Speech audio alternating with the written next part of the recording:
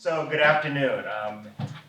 Thank you, Dr. Shea. It was nice to meet a bunch of folks. You guys can hear me okay, right? I can't really raise this, and I don't want to hold it because I'm not usually standing behind a lectern. Usually when I talk to people, I'm one of these people that has to like walk around. I think it's from my background in the hotel business where, you're always walking around hotels, and I can't really like sit in place. But maybe when we do the Q&A, I'll walk around a little bit more.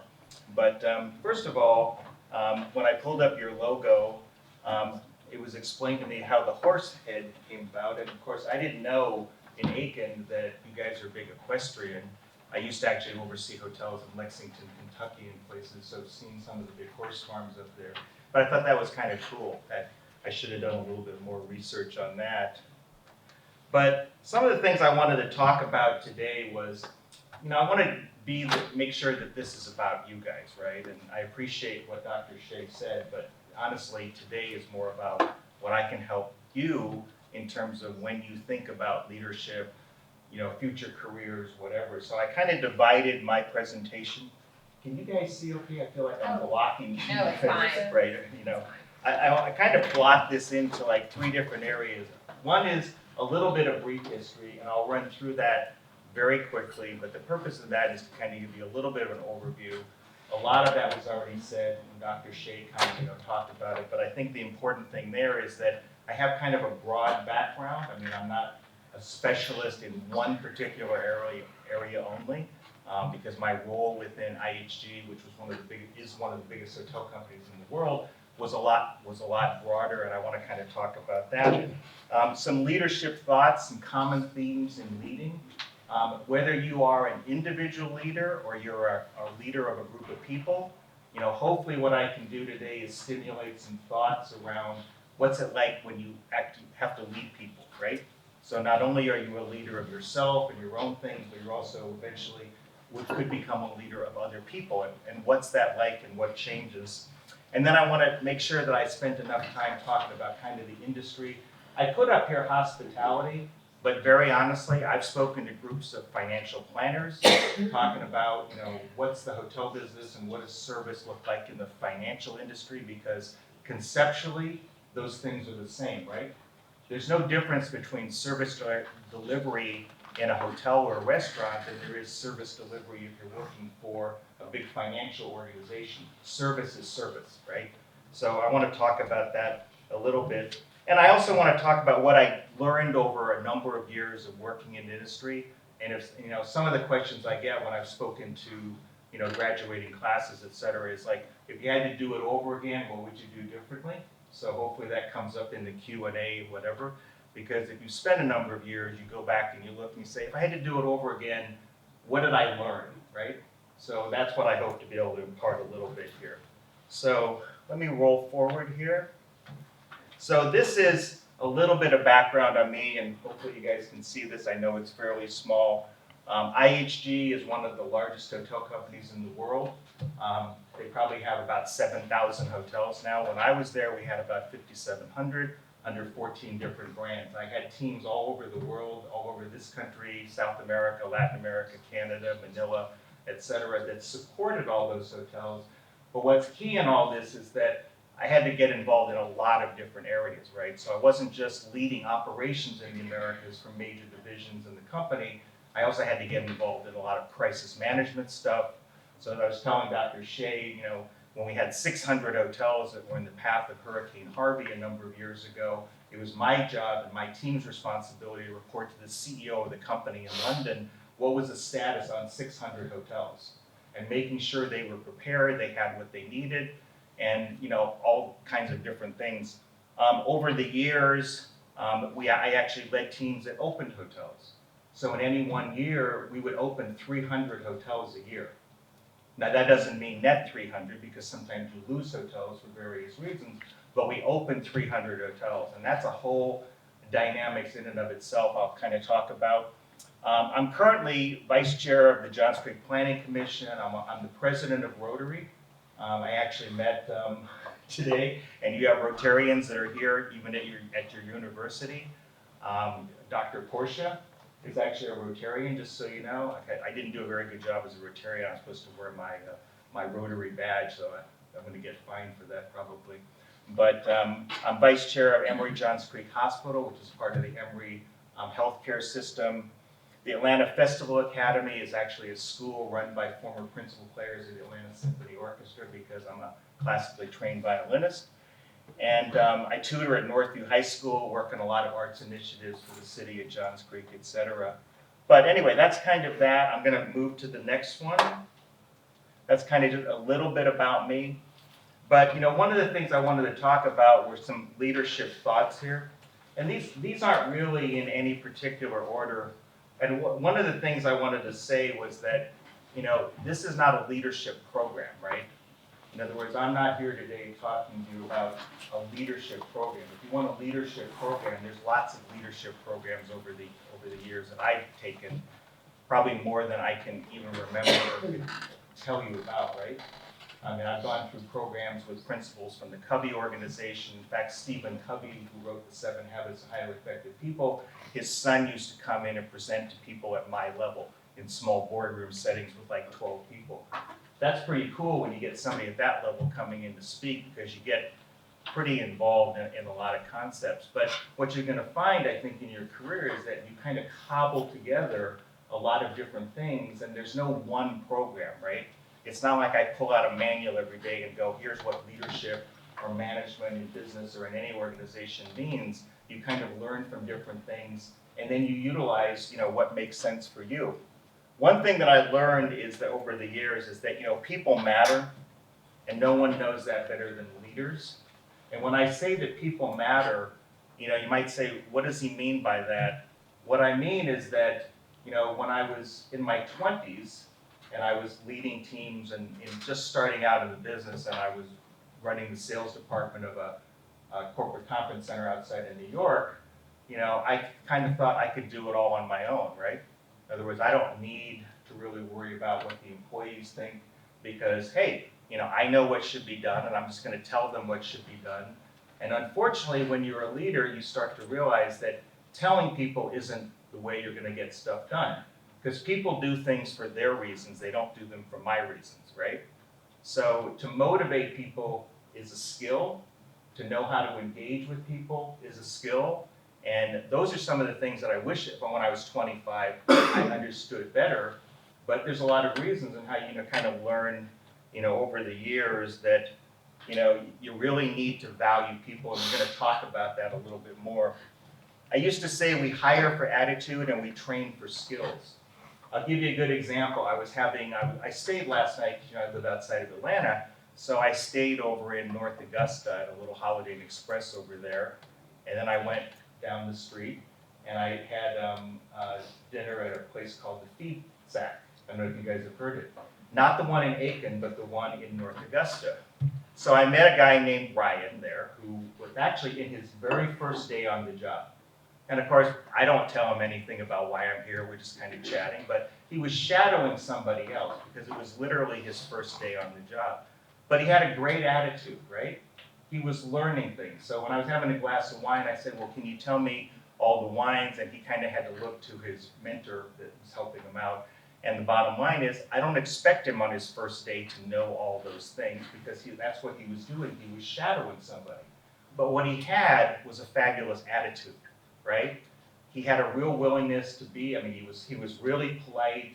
He kept coming up and saying, how are you doing? How is everything, etc. He was engaging.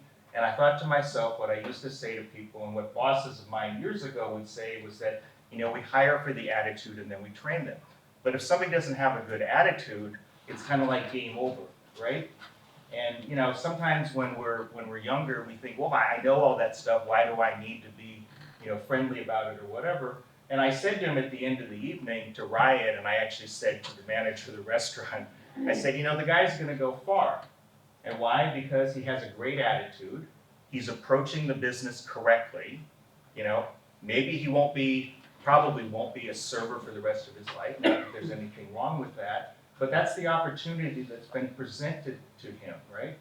My first job, just so you know, when I was in music school, when I was 16 years old at the University of North Carolina in Winston-Salem, the School of the Arts, I was 16 years old, I moved from Montana.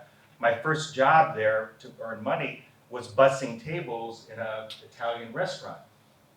And by the way, they wanted to fire me after the first day because I heard them talk about it. But you know what? I was one of these people that I was like, it doesn't matter what I do.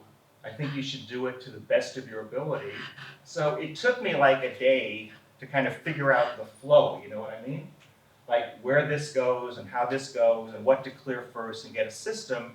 And so after a day or so, they loved me, and I ended up working there for a while. I was 16 years old. That was my first job.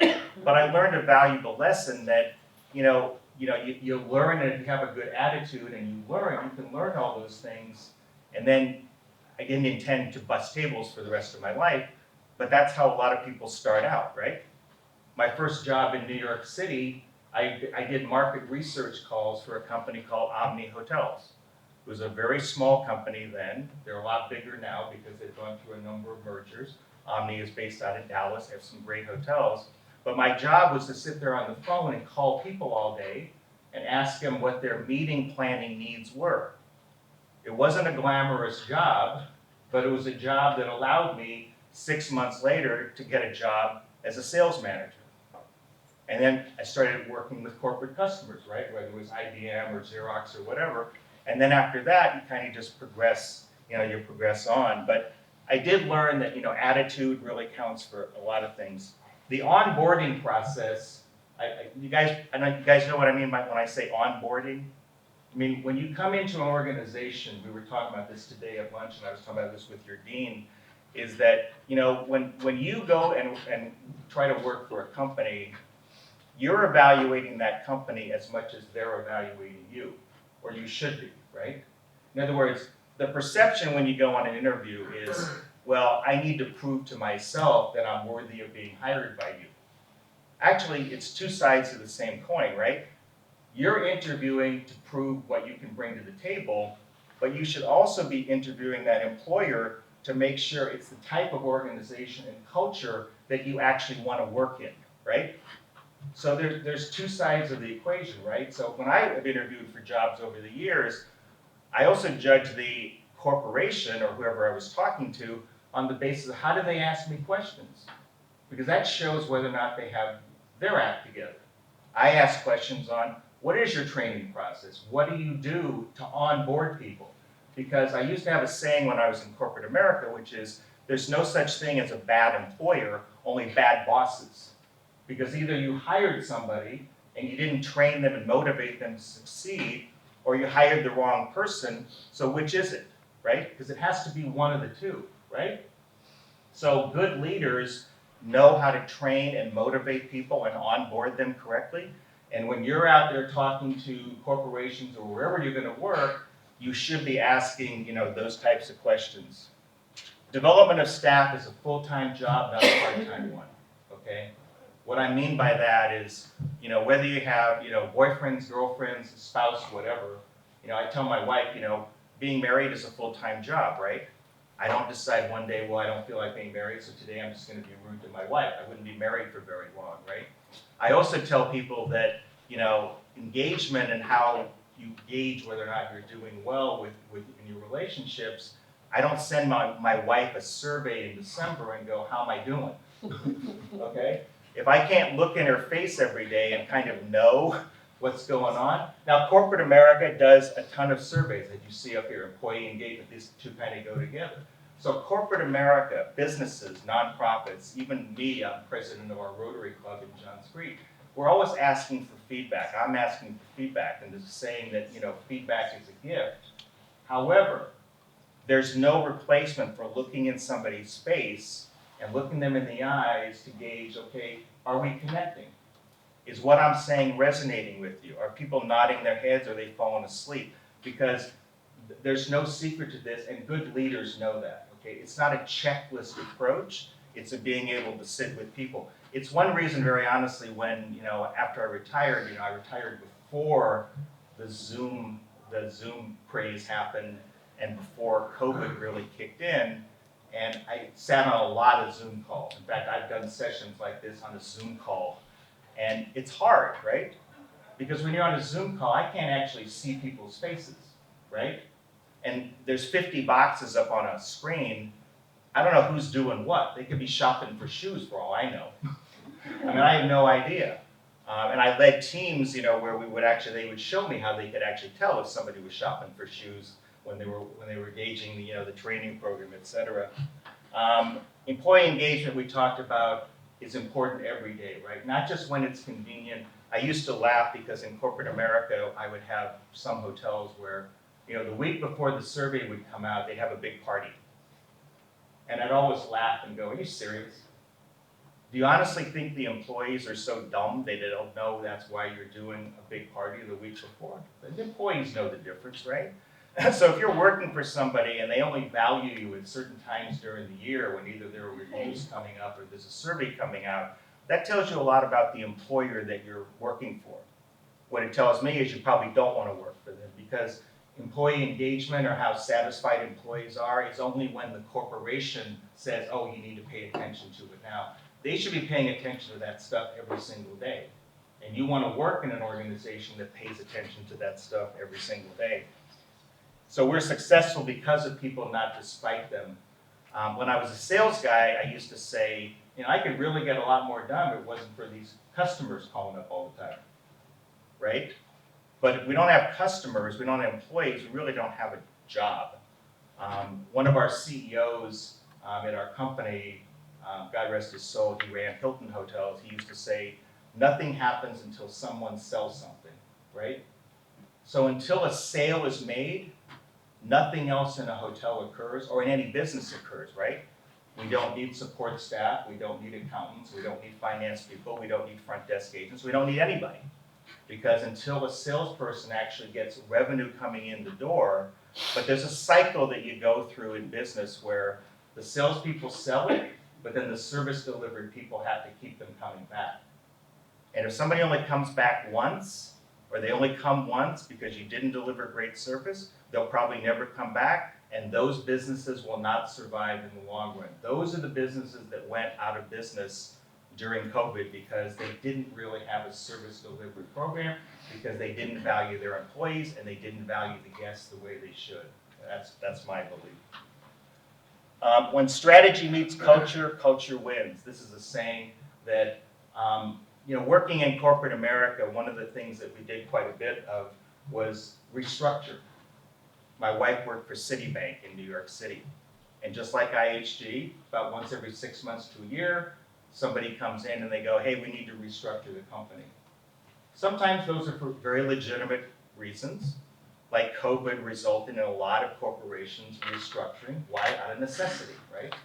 Or 2008 when there was a big financial meltdown, a lot of corporations had to restructure. There's always reasons. Or you merge with another company. Been through many of those. Been involved on the receiving end, involved when we're buying. When we bought Intercontinental, the chain, Intercontinental, by the way, was started by Pan American Airlines. I don't know if you guys remember that. That's a long time ago, a little before your time.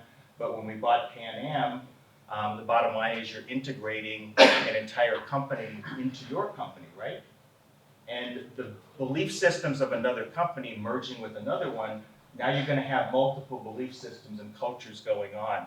And the only way you change that is not by proclamations going, there's going to be a different culture. You have to change that employee by employee, right? So even if you have a great strategy of, we're going to create this new environment, we're going to do this, we're going to merge this, we're going to have all these economies of scale, if the culture of the two organizations isn't aligned, this strategy is going to fail. So you have to make sure that the culture, the employees, the engagement, all that stuff is working on your behalf. Bernard Hinkler. Anybody ever heard of who that is? So I didn't think you would, because I didn't for a while. So Bernard Hinkler, you've all heard of Charles Lindbergh, right? Mm-hmm. First person to fly over the Atlantic in, 1927 or whatever, I don't even remember what it was. So Bernard Hinkler was actually the second person to fly across the Atlantic, okay? And to be honest with you, he did it faster than Charles Lindbergh did it. And if you look up his background, he had a very, very prolific career. The unfortunate part of it is because he did it second, no one remembers that he did it. So there's some value in being first and not being second, right? I'm not saying that second is always bad, because there's a lot of really great corporations and people that have come in second, et cetera. But second is less memorable then coming in first. And this is one that I used quite a bit when I was in corporate America. Without clarity, there is confusion and conflict, right? So when people sit down with you, whether you're out interviewing for a job or you're leading a team, people need to be really, really clear on what the expectations are. Because especially if you have a role like I did, where you've got 50 different departments that have to interact with each other, what you find is that if one department says, I'm doing really well, and this other department goes, well, you're doing really well, and that's why I'm not doing well, is because your metrics don't match my metrics, then you have a problem in the organization. And I saw those types of things happen a lot in corporate America, where people would go, yeah, but you told me to do this. Well, the problem was there wasn't always alignment, right? This is what happens in corporate America, right? People live in kind of a silo, and I see that even in the nonprofit world sometimes, or working with government folks within cities, et cetera, is everybody has their directives on what they're supposed to provide. They're not always thinking about how does this impact another area. And good leaders, like a good orchestra conductor, have to know how all the pieces are going to fit together, right? So I was telling some of these folks that, you know, being a leader is a little bit like being an orchestra conductor. I'll get my music analogy in here when people used to ask me, how did you move over and, you know, how did you make the transition from music? And I said, well, you know, when I studied music, music is more about this than it is about this. It's the ability to think in concepts and pull together, you know, abstract ideas and turn it into a piece of music that somebody actually wants to listen to. When you're a CEO of a company, you have to think about what you do, how everybody has to play nice within the orchestra, right? You're not required as the orchestra conductor or the band conductor to play every single instrument, but you do have to know how they all fit together, right? And that means sometimes taking a step back, asking questions, talking to people, making sure you don't have conflicting priorities, because what happens sometimes in business is the leaders, if they don't think of these things, then they have conflict and confusion. People are like, well, I thought you told me to do this. Well, I'm doing that, but now all of a sudden this other department is upset because what I'm doing is conflicting with what they're doing, right? You know, that can become a challenge. So these were actually things that I wrote on my office wall. They're really just, they really were for me, because when folks would come into my office and say, you know, what do you kind of think about on a daily basis? And I would change these up over the years. So these were just mine. And of course, some of them apply to the hotel industry, but I'm going to make sure that we talk about how it's not just relegated to the hotel business. One of them was focusing on the basics, right? Sometimes in business, we overcomplicate things, right? Is it taking care of the customers? Is it taking care of the employees, right? If you take care of the customers and you take care of the employees, the profitability usually will follow, right? If you focus every day on being happy, you're not necessarily going to be happy. If you focus every day on the things that will make you happy and eliminate the things that don't make you happy, then you'll probably be happy, right? But getting up every day and going, well, this is all I'm going to do, isn't necessarily, you know, the cure to the problem. So keeping it simple is another one that I put up here because it kind of focuses on the basics. You know, the restaurant business, the hotel industry, they're not overly complicated at the unit level, right? Now, when you get into the corporate world and you're dealing with financial and projections and performance, yeah, that gets more complicated. But when you're running a hotel, what do customers want when they check into a hotel? They want clean rooms, they want hot food hot, they want cold food cold, they want friendly staff, they want basics, right? Now, there's all different price tiers. I'm not saying that. You could be staying at a Ritz-Carlton, an Intercontinental, a Holiday Inn Express, a Hampton, or a Budget Inn. It doesn't matter. Your expectations change as the price point changes. But service is service, right? Friendly employees is friendly employees, right? And will make up for a lot of gaps, even if the hotel hasn't gone through a multi-million-dollar renovation or the restaurant. So if you think about when you go to a restaurant, you don't just leave because the food was bad. You also leave because you had to wait too long, the service was lousy, the table was dirty, the restrooms were disgusting. There could be a laundry list of things that you didn't like for why you wouldn't go back. It's not necessarily just about the food. And we also call it, that's the total experience, right? That's in a restaurant, just like in a hotel. It's the total package. It's not just one thing. Monitoring actions to results means having a timeline of how you're going to achieve things. So in other words, I call this, starting with the goal in mind is another one where this kind of ties in together. I remember once, years ago, someone came in my office and they had a 100-page PowerPoint presentation to show me. And I said, could you stop just 1 second? And this was a big brand. And I said, that's fine. I said, but could you do it a little bit like a lawyer, right? I mean, you know how when you watch law shows or you watch court cases, the attorney stands up and they say, I'm going to prove to you today that Arthur did this, and I'm going to show you without a reasonable doubt that this is why he's guilty of this crime, and I'm going to show it to you from this, this, this, and this. Thank you. And they sit down.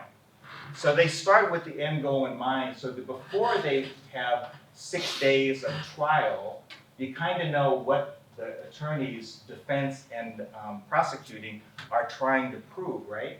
But you don't make people sit through that. So that's important to always kind of understand, why are we doing this? So the first thing I would ask people when they came in my office is why am I looking at this? What are you trying to prove to me? And if I get that, then that shapes the whole framework of how I view it when they start talking, if that makes sense, right? Use data to support actions. Data is a great thing, and I'm sure here, and you guys have some advantages because now there's so much data out there, so many reports, so much information. That's the good news. The bad news is there's so much information out there, there's so much data. Which do you use, right? I mean, I have a belief that you can almost prove anything by data because it's subject to interpretation. And so the common sense factor has to come in, and there is such a thing, I called it analysis paralysis, where people want to analyze things over and over and over and over again. And if you analyze it too much, then by the time you're done analyzing it, your competitors already moved on it, and your analysis is now obsolete, right? But I have seen where that can happen in business worlds, charity worlds, and where people are so hungry for data to prove the point. Well, there's not data to support every single thing, right? I mean, when you have a relationship with somebody, you don't go out there and put it into a model and say, gee, am I going to get along with this person? You kind of have to make a value judgment at some point. That doesn't mean that you don't look at things, but you do have to use a certain level of just, common sense. All hotels matter. I would say that whatever business, now this was on my wall when I was in the hotel business, but I would say this would apply to any business, whether you were a leader and you were dealing with a lot of restaurants, or you're dealing with a group of restaurants that maybe you're managing, or whatever. It doesn't really matter. It's like I used to say to people in business that if you have 5 kids, you love all 5 of your children. You also realize that one of your children may need more help in math than somebody else needs help in math. That doesn't mean that you don't help the other 4 kids, but that means that you do try to help the one that maybe needs some extra attention on math, right? It's the same thing we did here. With all those hotels around the world, you cannot give the same level of attention to every single hotel. Some are going to need more, and that's why we created priorities to say this hotel is either a priority 1, a priority 2, or a priority 3, right? And you can segment that out to number of visits, who's going to get involved, who needs to come and see them, etc. But that principle can apply to anybody. Learn from this year to adjust next year. In other words, don't keep making the same mistakes over and over again. I think they call that the definition of insanity, if you keep doing the same thing over and over again and expect a different result. So learn from your mistakes, right? It's okay to make mistakes. Just make sure you try to understand why you did that, right? So I'll use an example of this that I use when I'm tutoring kids on playing the violin. I go, I don't care if you practice 8 hours a day. If you don't practice correctly, you won't get better. What you have to do is slow it down, think about what you're doing, analyze what's working and what not, get the right coach too, but you have to understand that, because just doing it over and over again means you are now embedding a bad habit. And I can tell you that working with musicians that I've worked with over the years, there are a lot of kids out there that practice a lot and they don't get better. When they don't get better, they get frustrated and they quit. I don't blame the kid for that, I blame their teacher. Because the teacher isn't teaching them correctly to understand that 99% of what they study is actually when they're by themselves practicing. It's not when they're in the classroom working with a coach like me. Does that make sense? But my attitude on that is that it's my job as their coach to give them tools to utilize when they're at home or when they're in their studio. When I was in music school and practiced 6, 7, 8 hours a day, a few hours of that was spent working with a coach. The rest of it in big music schools, the rest of it was me in a studio working on it myself and thinking about what I learned. Because if all I did was show up to the classroom section each week and then went back to that teacher in New York, I wouldn't have survived in the program for very long. So, and challenge the status quo, right? I mean, I love it when somebody tells me, well, we did it this way, for the last 15 years. I go, good for you. There's a lot of people that have been driving on Highway 485 and they've been driving for 20 or 30 years. That still doesn't mean they're a good driver, just because they've been doing something, and that doesn't make it right. So there's a way to do it, which we'll talk about in a little bit, and there's probably a way not to do it. But I think when you're out in business or in any organization, you have the right to question, respectfully, why are we doing it that way? Where's that come from? Make sense? So a couple of things I put up here. Stephen Covey, who wrote The 7 Habits of Highly Effective People, I don't know if any of you are familiar, probably some of you have heard of him. He had one which was called Seek First to Understand, Then to Be Understood. Okay, the 7 habits, that was one of the habits. There were many, but there were 7. That was one of the 7. But, the one that I always said to my people was kind of listen, learn, and then lead. In other words, and there is a reason for that order. If you don't do it in the right order, it's not going to work. So if you're a leader or you're taking on a role in anything, the first thing you need to do is take in all that information. I used to watch a lot of leaders over the years, and I tried to not do it. I wasn't always successful when I was younger, but I tried and learned over the years, is when I would go into a new hotel or I would take over a new job, for about the first 30 days, I didn't say a lot. I asked a ton of questions. Show me how this. When I was leading teams that were interacting with all of our hotels in the Americas, I would sit there and actually double jack with them. You know what I mean by that? I would double jack when they were taking calls from hotels on cases. I had one department that handled 750,000 cases a year. Not calls, cases from hotels. That was one department I led when I was there in one job. That's a lot of cases. Not calls, cases. And I would sit there and listen to them so I could understand what they were dealing with, how they had to answer, how they had to direct to a multitude of departments within the organization, but that helped me understood what their challenges were in their job. I walked around to one person and I said, why are you missing a letter on your keyboard? And they said, well, because no one's replaced it. And I said, are you serious? This is a multi-billion-dollar company. I turned to my assistant, I said, get him a new keyboard today, please. Okay?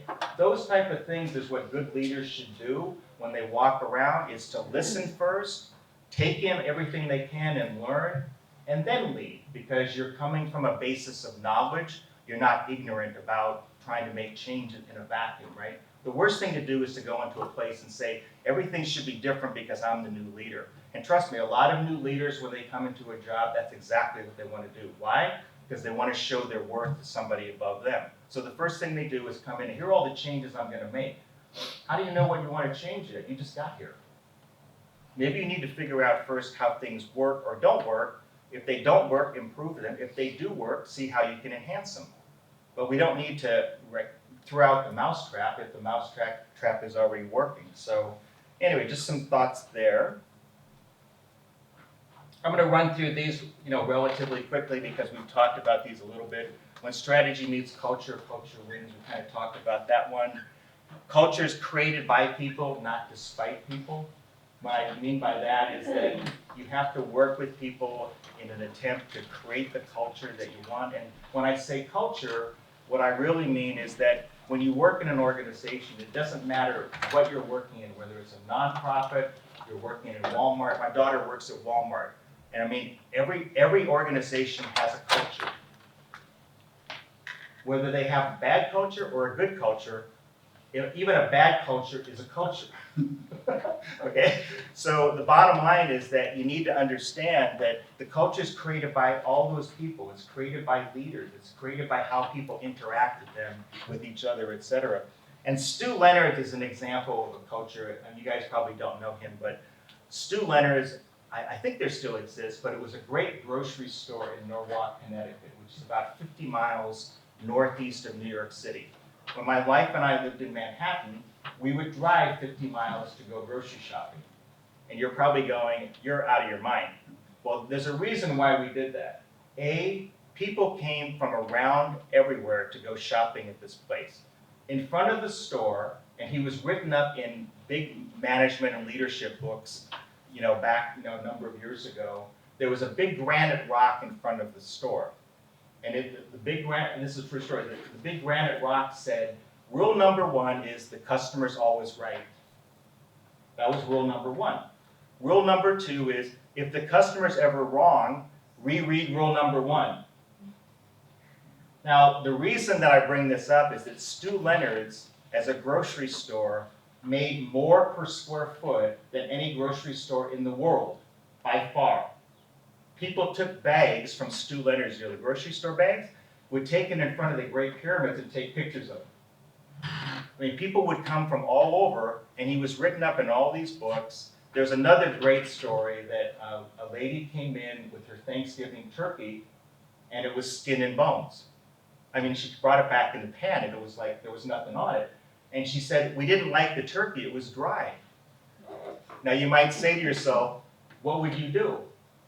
You know what Stu Leonard's did, the store? Gave her money back. Now, you might say, are they dumb? Why would they do that? No, because they knew that that lady represented hundreds or thousands of dollars every year in what she was going to spend in Stu Leonard's buying groceries throughout the year.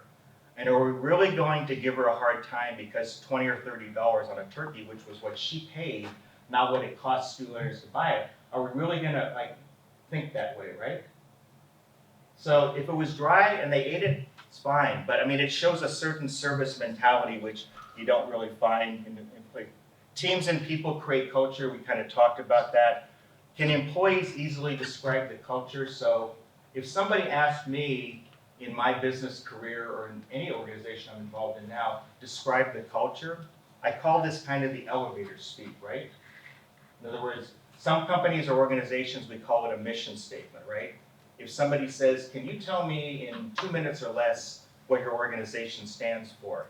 I mean, that's important, because if employees and you don't really understand what the essence of the culture is, then it's hard to identify whether it's working or not, right? And I'm not talking about a 3-page mission statement.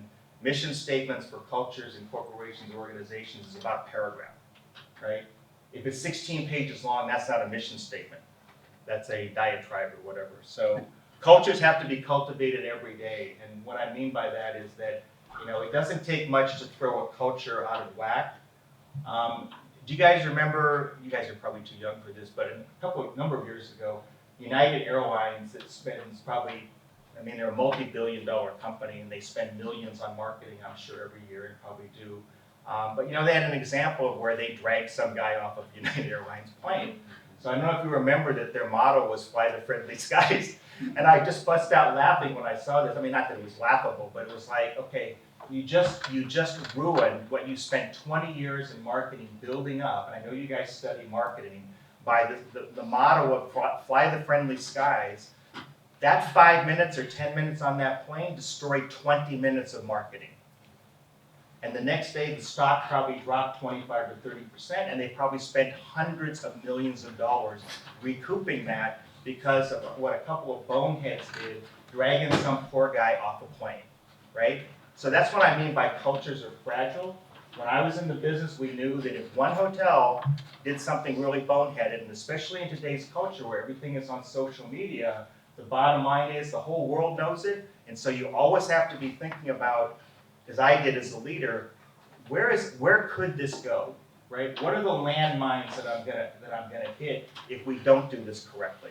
And then in crisis management, what you do is you try to address that before it ever occurs, right? You try to think of what's possible, because by thinking of what's possible, you can plan for it if it did happen and know exactly, or not make it happen. When I led the project for the US Army, I'll tell you a funny story. The Pentagon came to me and they said, "What's your procedure for handling guest complaints?" What's your procedure for handling guest complaints? I said, "We handle them." They said, "I don't understand." I said, I told you, we handle them. They said, "You don't have a procedures manual on how to handle guest complaints?" I said, "No, I have procedures manuals on how to satisfy customers. I'm not in the business of solving every problem. I'm in the business of not allowing the problem to become in the first place, so I don't have to spend all day solving it. But if something happens, my staff knows what they need to do because that's what they're in the business for, right? We cannot account for every possible scenario that might occur in a hotel or in business, right? But that's what good cultures, do. And cultures value diversity and diversity of thought. They really do. I remember a number of years ago, we were redoing our employee engagement, and we used big organizations like Gallup, et cetera, to do ours. And we kind of retooled it because people can start to get into what I call kind of a collective mind thing, where they start to think, well, this is how you want me to answer it, so this is how I answer it. Well, then it's not a survey. It's a club, right? And you don't want that. Feedback is a gift, and I have always said that when I do other things with Rotary, and I lead Rotary Leadership Institute programs, and I facilitate programs. I go, feedback is a gift, right? We want feedback, but we want it to be honest feedback, right? Not coerced, and not people going, well, this is how they want me to answer. Because then I'm not getting honest feedback, so. There we go. This was Steve Jobs. Kind of talks about the value of teams. Are you doing okay time-wise? Okay. So he talked about the Beatles, which I'm sure you guys have all heard of.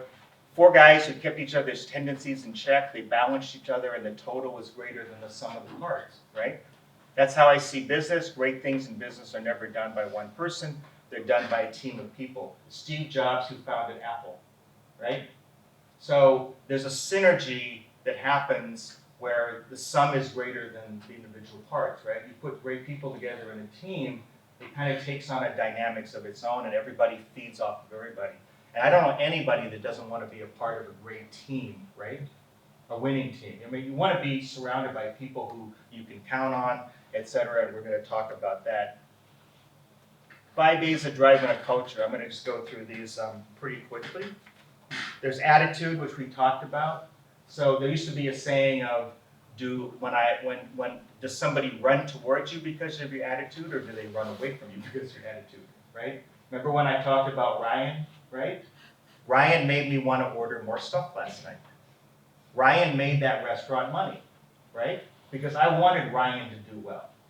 Because I liked Ryan, and he was service-oriented, right? And I knew he was starting out in business. And no, was he 100% perfect? Absolutely not. But he had a great attitude, and I knew he was really trying to do his best. And I knew that if I came back in a year, he'd probably be the manager of the restaurant. Because that's what a great attitude, can do. You have to be authentic. Authentic means, do people believe you? Do they think you're honest, you're trustworthy? Are you real, right? I'll tell you a funny story. Years ago, I had a sales director at a hotel up north, and I was talking to our VP of sales, and I said, I just don't get it.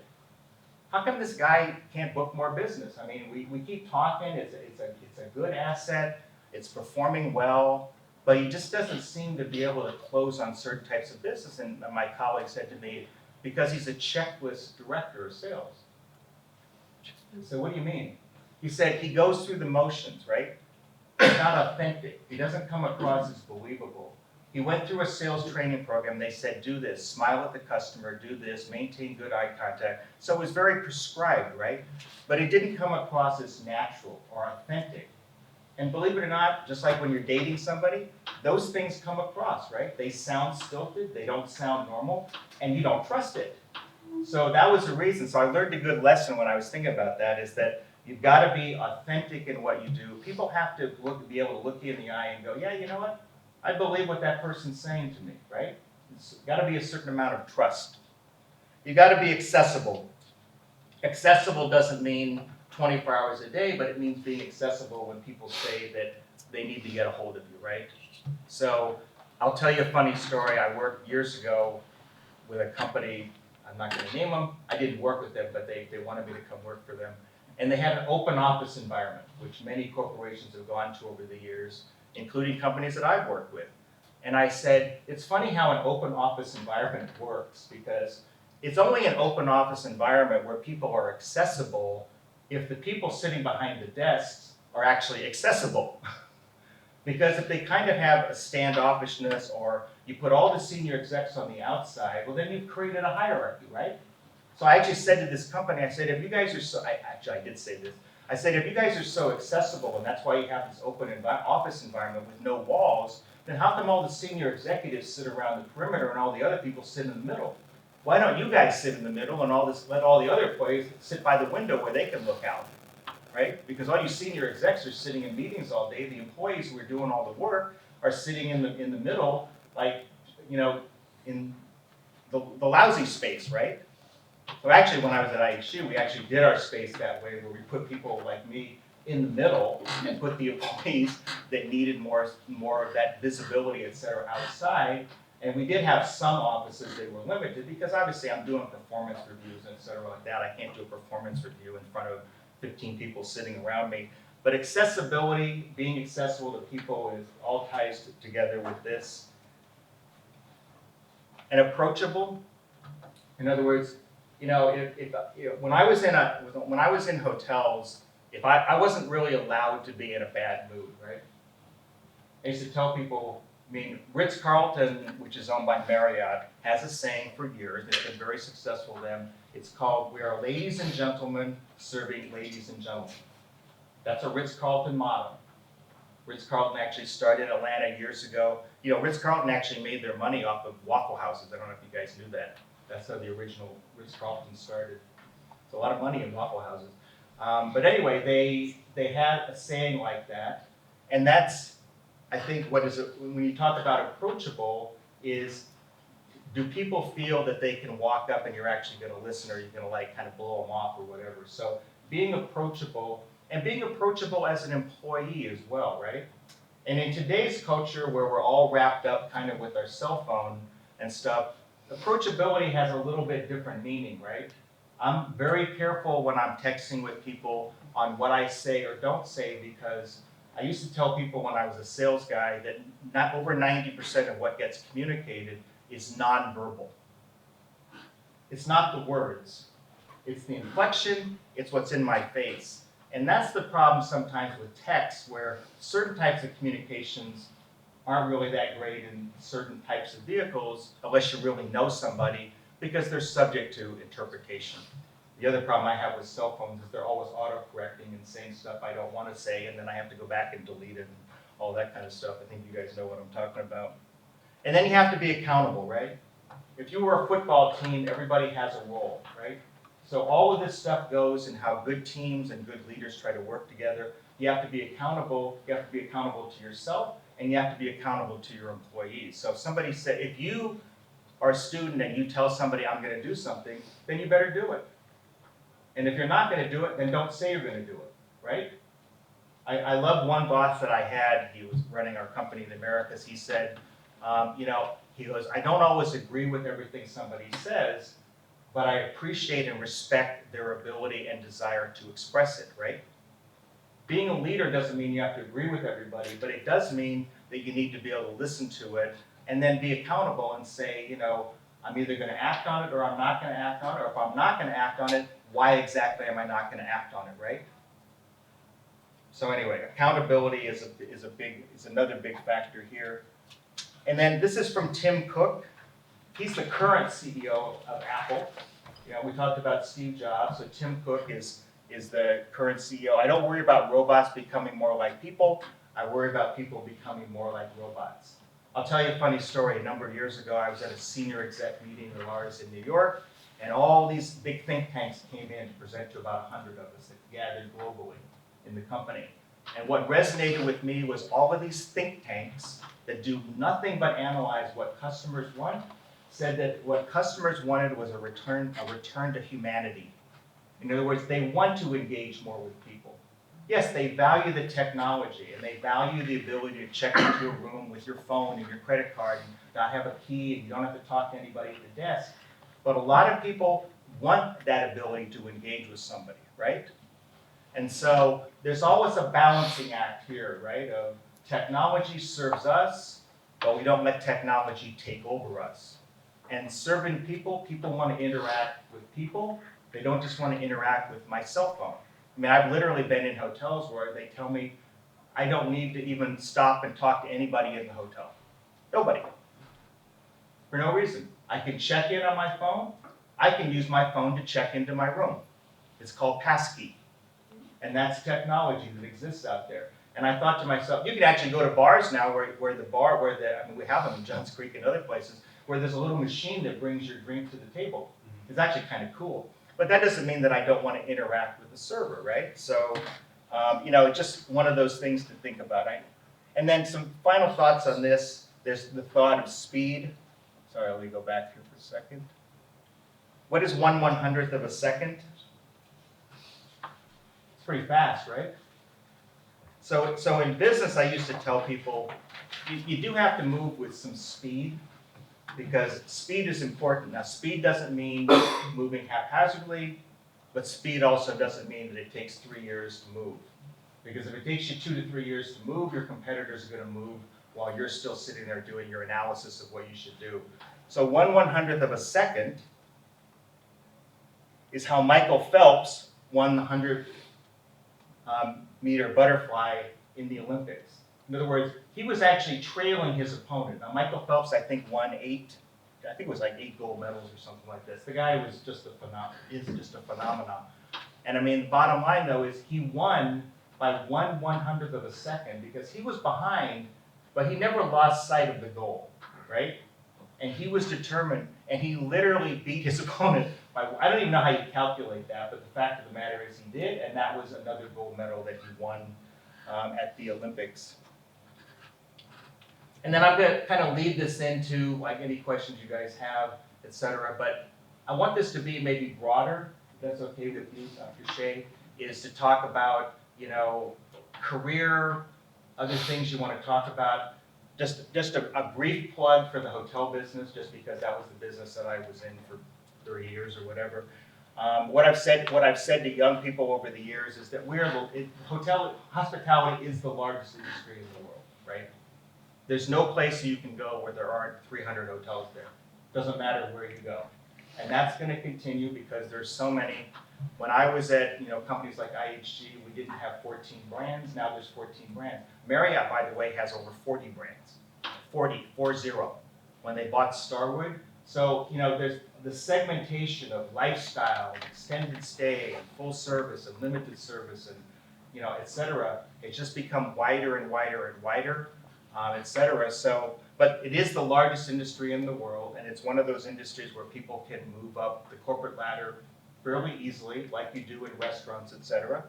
Every possible discipline is covered at the unit level or at a corporate level, right? So even in a hotel unit, if you're in a Marriott hotel or whatever, there's a finance department, there's a housekeeping department, there's a sales department, there's a revenue management department, there's an administration department, all of these, purchasing, say purchasing? I was going to say music. There's no music department. There's music, but there's no music department. But the point is that all of those things, and those things are stepping grounds into corporate positions. So sometimes people would come to me and go, I want to get into the corporate office, and I go, well, you got to sometimes start at a unit level where you learn kind of what hotels are like, or what the unit is like, before you go to a corporate office level where you're supporting the unit level. I used to tell people in our corporate office that there's 2 types of people in the business, in the hotel business. They're the people who are there every day, cleaning rooms, serving guests, checking people in. That's one type of person. And the other type of people are the people who are supporting the people who are cleaning the rooms, checking the guests in, and stuff. And I told people at the corporate level, if you're not one of those 2 people, then you have no business being here. The job of a corporation is kind of like that inverted triangle, where the employees are here, and everything is done from the bottom to support up to the employee level, right? Because remember what I said before, good service Taking care of people helps you develop good profitability. But you gotta focus on it in that order, otherwise it doesn't work. And there's franchise and there's managed. So if you look at annual reports and you guys go out there and you start looking for jobs and doing whatever you're doing, if you're gonna go look at a major company and they're a publicly traded company, the first thing you ought to do is go read their annual report. And I do that, and I actually use this a lot when I was in corporate America, because understanding the dynamics of a corporation, how much of the company's share stocks are owned by institutional investors, how much is owned by individuals, what's the makeup of portfolios. You guys have all heard of Chipotle, right? The Mexican restaurant, huge organization. They're going through one of the biggest stock, actually I think it's the biggest stock split in history. They're doing a 50-to-1 stock split, meaning if you own one stock, they're gonna split it into 50. Now the value of what you have stays the same, that's how a stock split works. But they're doing this because they're so successful year after year after year with their model. But if you read their annual report, then you would understand, and if you were interviewing at Chipotle, if you understand that because you've actually read up on them through their website or their stock reports, then you have that kind of awareness of what their corporate culture's like. There's whole sections in there on that stuff. So franchise, there's a lot of hotels out there that are franchised, meaning the flag on the building, the name is licensed, but it's not necessarily owned by the company. That's in a lot of restaurants as well. Managed usually means that the parent company not only has the flag on the building or the branding, but they're also running the operation in the hotel itself. Does that make sense? So you have to understand when you go out and you interview organizations, what's kind of the financial breakdown? Who's the owner? Who's the runner? The operator? How does all this stuff work? Because as you go out there and you explore career options, understanding those dynamics and those questions is really, really important. And that ties to ownership types, right? There's multitudes of ownership types, right? I don't care if you're in the hotel business, corporations, but it's important to understand that usually you can find that out online on websites, et cetera, or through annual reports. But if you don't get it, then you need to be asking, right? Otherwise, you may go get a job and find out that you're working for one person who owns one place, and then you're wondering why you don't have career mobility. Well, guess what? The person you're working for has one place. So where are you gonna go? Right? So these are things you just need to be aware of and think of. And the growth potential that's there in the hotel business is kind of like, unlimited, so to speak. So, all right. I'm gonna turn it over for questions and stuff. Well, first, let's thank you.